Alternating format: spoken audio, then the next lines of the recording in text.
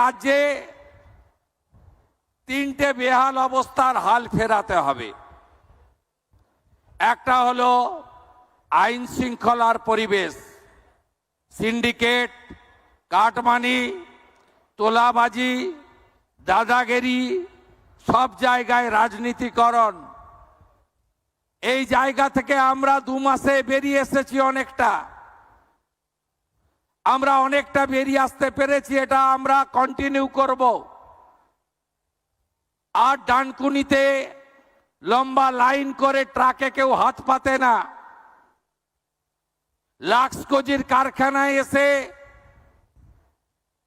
মে মাসের 4 তারিখের পরে কেউ আসেনি যে আমার মান্থলিটা দিয়ে দিন। আশা করি আপনাদের অভিজ্ঞতার পরিবর্তন হচ্ছে। Industry friendly, business friendly environment তখনই তৈরি হয় যখন আইন শৃঙ্খলা ঠিক থাকে। এক্ষেত্রে এই সরকার শিল্পপতি, বিনিয়োগকারী, বিজনেসম্যানদের সাথে ছিল, আছে, ভবিষ্যতেও থাকবে।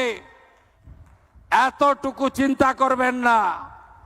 দুটো একটা ছোট্ট ঘটনা, সাথে সাথেই কোথাও শ্রমিকদা, কোথাও আমার হস্তক্ষেপ হয়েছে, আমরা ব্যবস্থা নিয়েছি।